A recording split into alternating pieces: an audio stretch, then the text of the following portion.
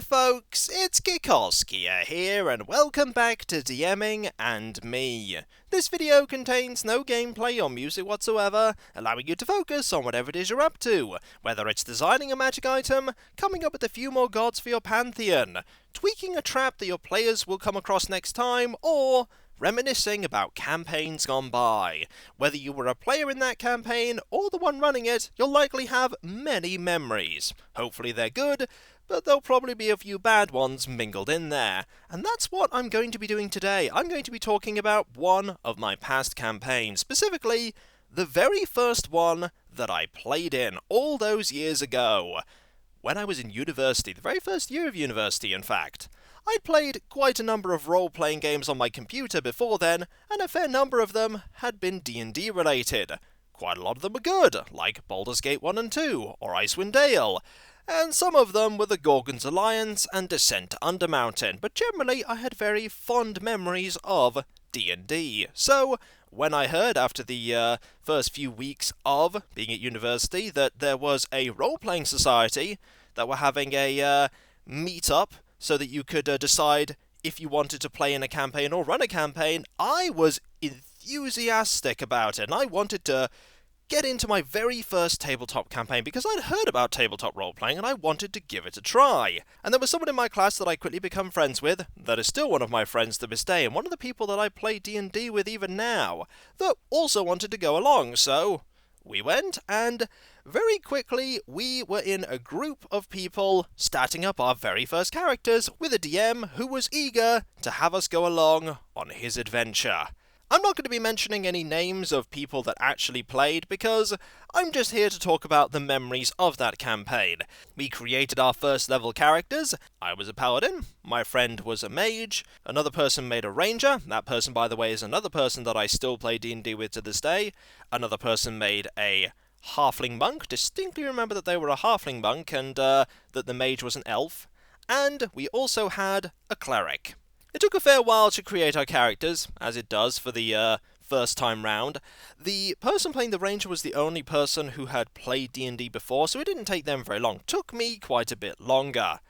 And we got thrown into the campaign pretty quickly, but with one thing said before play began, and that is that the DM did not like character death. I didn't think too much about that when I first heard it, because I presumed that that meant that he didn't like just maliciously killing off players. But I was wrong. He didn't like character death happening. Period. But I'm gonna get onto that later. The campaign started with us joining an adventuring guild to do various missions for the guildmasters. Seems pretty reasonable, right?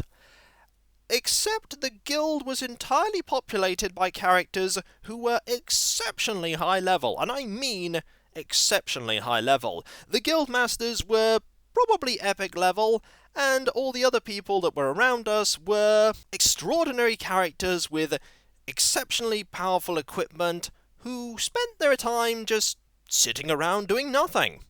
Everyone in the guild spent their time sitting around doing nothing, while we, the level 1 PCs, went off and did quests. Some people will have alarm bells going off in their head right now, because that is a massive red flag. But we carried on playing, and things got even more outlandish. How can they get more outlandish?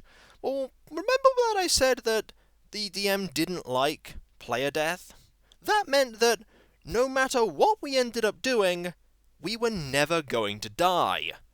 This meant that the DM threw us against some exceptionally difficult encounters that low-level characters cannot deal with, especially if they don't have a major source of healing. But you had a cleric. We did have a cleric for a little while, yes. And then they stopped turning up to the sessions, and we never got a replacement. As for the monk disappeared around about Christmas. Literally, we lost all ability to communicate with that player. 5 people very quickly was whittled down to 3. The paladin, the ranger, and the mage. So we're a party of 3 people, so we're already down 1. We weren't given anyone else to assist us, no NPC hirelings or the like, so we would be up against encounters that were too difficult even for a 4-person party, and yet we would still prevail. But how did we prevail? Did we use things that were around us to turn the tables? Did we discover weaknesses of the monsters and exploit them? No, the DM simply fudged the rolls. Quite obviously most of the time. Attacks that should have hit us missed. Attacks that would have killed us instead dealt enough damage to get us down very low. And sometimes we would hit when we clearly weren't meant to. But that wasn't the most obvious bit of fudging that happened in combat. Oh no.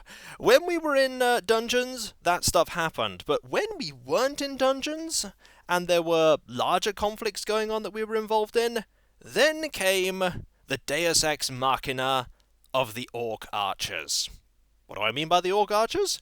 What would happen? There was one I specifically remember. We were up against a warlord that was trying to invade cities. I don't remember why we were up against this warlord. A lot of the missions that we went on were very disjointed and had nothing connecting them up. So this warlord was on the battlements, and we were fighting, and we were very, very obviously losing. This warlord hit hard, had lots of health, had lots of really good armor, and we were going to die. Except we weren't going to die, because we knew by that point that we were never going to die. And so came the Orc Archers. We'd had experience with them a couple of times in the past, but here they shone. The DM declared, at this point the Orc Archers sent by the guild, they shoot lots of arrows, and quite a lot of them hit the warlord. And with that, the DM had hand-waved a lot of damage to the warlord, just so that we could win.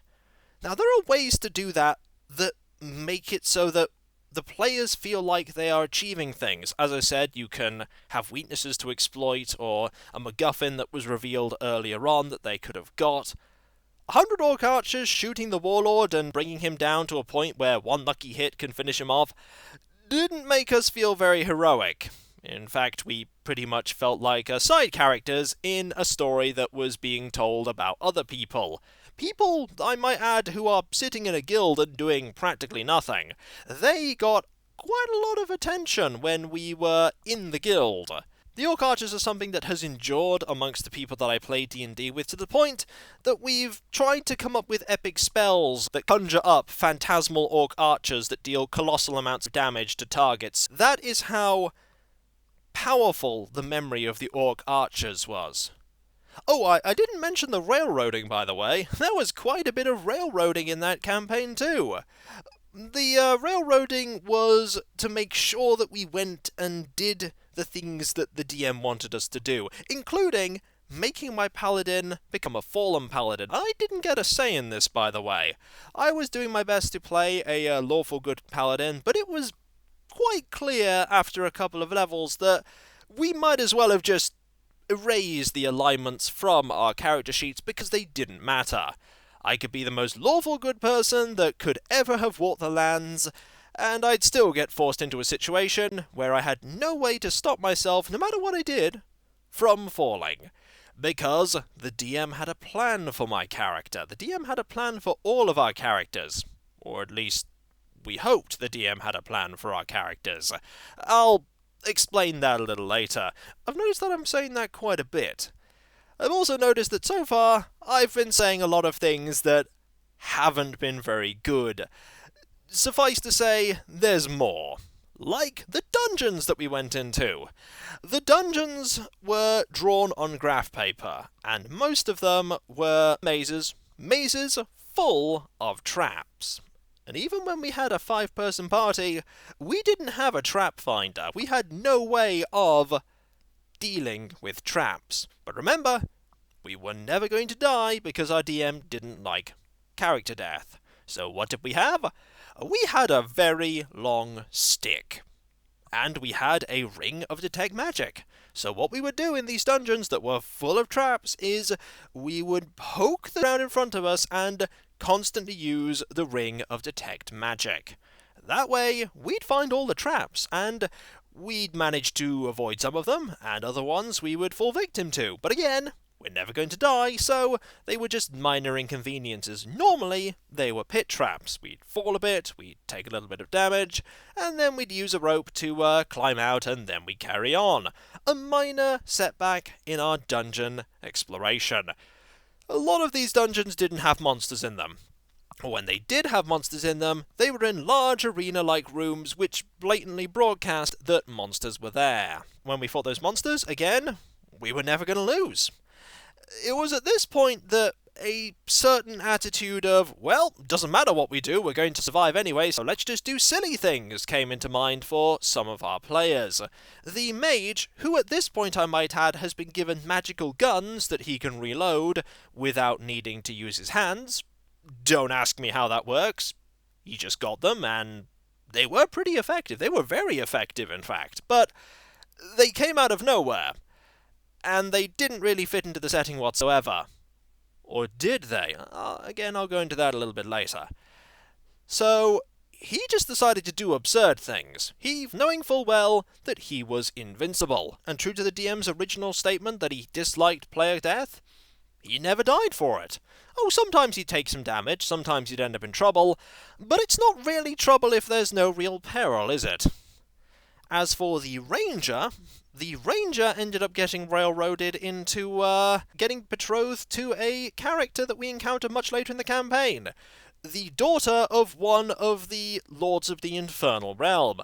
Oh, did I mention that we at one point went to the Infernal Realms, and we encountered the Lord of those Infernal Realms, who sat down and had a nice chat with us? Remember that I'm a paladin, admittedly a fallen paladin at this point, who had been given a prestige class that wasn't very good at all and didn't make up for all of the abilities that I lost. And we just sat down and had a chat. And this was implied to be perfectly normal, but trust me, it wasn't normal. We were in the Infernal Realms, sat down, talking to a powerful planar warlord about our quest. A quest that was so muddled that I can't remember what it was about. Nothing about it stuck in our mind, though I do remember that the ranger ended up getting quite adept at breeding hellhounds. And I haven't even got to the ending yet. Oh my, the ending. Because suddenly we weren't in a fantasy setting anymore. Suddenly we're in the world of Warhammer 40,000. And we had lasguns. And we were fighting Necrons. And I was transformed into an Elder Avatar of Cain. And the wizard was a Harlequin. And we had no idea why this happened. It just came completely out of the left field, smacked us in the face, and went, hey, now you're in the world of grim darkness and war, and lasers! I mean, I like a good pew-pew laser, but there has to be some context to it. Was there no context to what happened there? I remember that the year had ended at that point, but we still had more of the campaign to do, so we actually met up outside of the university semester and had whatever room that we could get, and we played then. And this was the point where the Warhammer 40,000 stuff came in, and to say that it was a huge clash from the tone of what happened, even considering all of the absurd stuff, is an understatement. At this point, though, all of us had fully embraced the fact that we were immortal, and there was no way that we would ever be able to finish this campaign by failing, and so we went along with it. We went along with me being able to lose one hit point to create a healing potion from my blood. We went along with the fact that the Harlequin was able to do ridiculous acrobatic stunts, and that lasguns were super effective against the Necrons, and eventually we fought a Necron Lord, and defeated him. Why? I don't know. But we won, and the campaign ended. I was able to regain my paladin status, and the mage ended up joining the Harlequins in guarding the Black Library, and the campaign was over. And I'll tell you what, for all that I've said, for all the things that were bad about it, it was still enjoyable. And that is the thing that makes the first campaign that I was ever in extremely interesting, because looking at it from the perspective of somebody who has ran a lot of campaigns since and played in a lot more campaigns, there are so many things that were wrong with it. The fact that there was no sense of threat, the fact that the plot didn't make any sense, the fact that the dungeons were poorly designed and everything, but we still had a huge amount of fun. I don't know how much of that was me having never played a tabletop campaign before, but the fact that it stuck in my memory for so long tells me something. The fact that I laugh about the 100 orc archers, the fact that I still distinctly remember prodding bits of the floor in a maze-like dungeon with a stick, all of these things are happy memories, because it was a very enjoyable campaign, despite all the things that the DM did that weren't good. I bet you were expecting me to lambast it as a travesty that I would sooner forget, but no.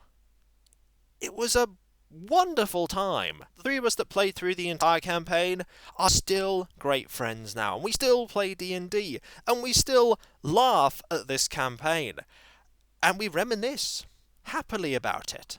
And I think that's because we eventually came to the realization that we were never going to lose, so we just rolled with the silliness, with the absurdity. And it was very absurd, but it was also exceptionally fun. And it did make a benchmark for the person that played the Ranger in the next year, when he decided to run a campaign and we joined it. He wanted to run a better campaign, one which didn't have all of the pitfalls that the first one did. He ended up running an Eberron campaign, one again with a huge amount of memories attached to it. We didn't finish the Eberron campaign, unfortunately, but it was still a tremendously enjoyable experience. But I'm digressing from the very first one that many people would perceive as a disaster waiting to happen, and it was in many respects a disaster waiting to happen. But it was an enjoyable disaster, one that we embraced the madness of and still managed to have a good time. The fabric of luck and reality literally warped around us. We were these unbeatable characters who, surely if all these things happened in a normal campaign, would have legends written about them. But as this was a world where an average adventuring guild was full of epic level people sitting around playing chess with each other, I do distinctly remember that there was a chess tournament that happened at one point while the world was in peril from unnamed and generic threats. It obviously wouldn't have garnered that much attention, because everyone probably had those amazing abilities, because this was a world where we were destined to succeed no matter what. There was no maybe. There was no if the world can be saved. It was when the world will be saved, because we're going to save it. Except we're not going to save this world, we're going to save the other world full of Necrons. Why did we fight that Necron Lord? I have no idea.